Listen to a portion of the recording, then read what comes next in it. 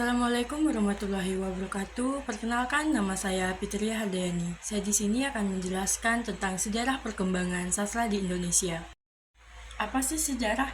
Sejarah sastra Indonesia memberikan pemahaman tentang perkembangan sastra Indonesia dari masa ke masa, mulai dari tokoh dan penokohan, serta peristiwa, hingga persoalan di dalamnya. Kita dapat mengetahui karya sastra yang ada pada tiap periode yang ditinjau dari sifat dan coraknya. Dengan memahami sejarah sastra Indonesia, tentu akan menjadi suatu acuan bagi kita untuk menjalani kehidupan berdasarkan nilai-nilai budaya yang dilahirkan. Selain itu, dengan memahami sejarah sastra di Indonesia, seseorang pengarang dapat menciptakan karya sastra baru dengan melanjutkan atau bahkan menyimpang dari konvensi karya sastra yang ada pada tiap periode. Sastra Indonesia merupakan sastra yang dikemas dengan bahasa Indonesia dan berkembang sejak abad ke-20. Hal ini ditandai dengan tersebar luasnya karya sastra dalam penerbitan, surat kabar, majalah, serta buku, baik yang diterbitkan oleh pihak swasta maupun pemerintah kolonial. Terdapat beberapa pandangan yang berbeda mengenai kelahiran sastra di Indonesia. Umar Junus dalam majalah Medan Ilmu Pengetahuan mengemukakan pendapatnya tentang kelahiran sastra Indonesia yang sebenarnya baru muncul setelah bahasa Indonesia resmi menjadi bahasa persatuan dalam Sumpah Pemuda. Sastra di Indonesia memiliki sejarah panjang yang melibatkan pengaruh berbagai budaya. Pada awalnya, sastra lisan dan puisi tradisional seperti kakawin dan kidung sangat dominan. Pada masa kolonial, terutama di bawah kekuasaan Belanda, sastra berpengaruh oleh sastra Eropa. Pada abad ke-20, muncul gerakan Angkatan Pujangga Baru yang menandai kebangkitan sastra Indonesia modern. Salah satu tokoh utamanya adalah Chairil Anwar, penyair kontroversial yang memperkenalkan gaya baru dalam puisinya. Perjalanan sastra Indonesia terus berkembang seiring waktu dengan kontribusi dari berbagai penulis seperti Pramoedya Ananta Thoer, Master Lubis, dan banyak lainnya. Selama era Orde Baru, sastra seringkali mengalami sensor dan kendala. Tetapi, pada era reformasi, kebebasan berekspresi semakin berkembang, membuka jalan bagi generasi penulis baru. Sastra Indonesia terus berkembang dengan variasi genre dan tema yang mencerminkan dinamika masyarakat. Dan di era kontemporer, sastra Indonesia terus mengalami perkembangan yang dinamis. Penulis-penulis seperti Eka Kurniawan, Dea Lestari, dan Andrea Hirata mendapatkan pengakuan internasional melalui karya-karya mereka yang unik dan inovatif. Selain itu, perkembangan teknologi juga memainkan peran penting dalam menyebarkan dan mempromosikan karya sastra melalui platform digital. Komunitas literasi dan festival sastra menjadi semakin populer, menciptakan ruang bagi penulis dan pembaca untuk berinteraksi. Meskipun terus menghadapi tantangan dan perubahan, sastra Indonesia tetap menjadi cermin budaya dan identitas bangsa.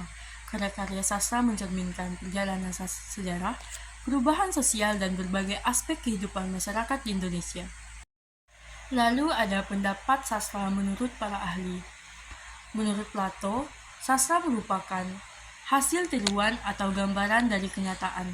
Hal tersebut, sebuah karya sastra harus merupakan bentuk teladan alam semesta, sekaligus menjadi model kenyataan kehidupan manusia sehari-hari. Lalu menurut Supardi Djoko Damono, tahun 1979, sastra adalah lembaga sosial yang menggunakan bahasa sebagai medium penyampaiannya.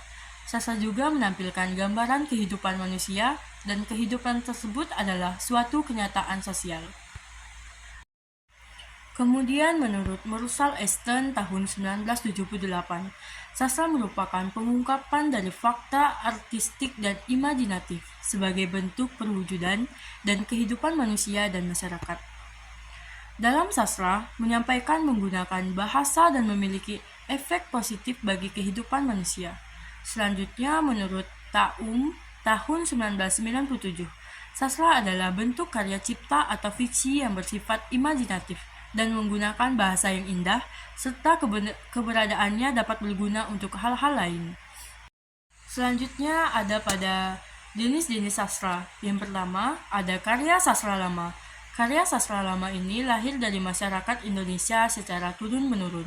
Dalam karya sastra lama ini, biasanya berisi tentang nasihat, ajaran agama, hingga ajaran moral. Hal tersebut karena karya sastra lama diciptakan oleh nenek moyang dan disebarkan secara anonim. Lalu yang kedua ada karya sastra baru. Sebuah karya sastra baru biasanya sudah berbeda dengan karya sastra lama dan tidak dipengaruhi oleh adat kebiasaan masyarakatnya. Karya sastra baru ini cenderung dipengaruhi oleh karya sastra Barat dan Eropa. Lalu ada pada periodisasi sastra di Indonesia. Keberadaan sastra di Indonesia telah berkembang dari zaman ke zaman. Hal itu membuktikan bahwa sastra merupakan salah satu aspek penting yang bermain dalam kehidupan manusia sehari-hari. Periodisasi sastra ini adalah penggolongan sastra yang didasarkan pada waktu awal munculnya sastra dengan perkembangannya. Periodisasi sastra ini dapat dilihat dari adanya ciri-ciri sastra yang selalu dikaitkan dengan situasi sosial dan pengembangan pengarang terhadap hal tersebut. Telah disampaikan sebelumnya bahwa sastra selalu menggambarkan kehidupan manusia termaksud realitas sosial yang terjadi. Pandangan pengarang terhadap adanya realitas sosial tersebut menjadi objek karya kreatif sastra. Nah, periodisasi sastra di Indonesia ini diklasifikasikan menurut perkembangan zaman oleh beberapa tokoh. Perhatikan ulasan mengenai periodisasi sastra secara berikut ya. Yang pertama ada Usman Effendi. Beliau menggolongkan perkembangan sastra di Indonesia menjadi 3 babak, yaitu sebagai 1.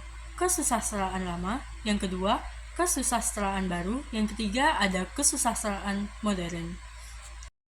Lalu ada menurut Nugroho Noto Susanto, periodisasi perkembangan sastra di Indonesia terbagi menjadi beberapa golongan yakni sebagai berikut. 1. Kesusastraan Melayu lama. Yang kedua, kesusastraan Indonesia modern. Terus ada zaman kebangkitan sastra pada tahun 1920, 1933, 1942, dan 1945. Zaman perkembangan sastra pada tahun 1945, 1950, hingga waktu sekarang. Sekian video dari saya ucapkan terima kasih dan mohon maaf bila ada kesalahan kata. Wassalamualaikum warahmatullahi wabarakatuh.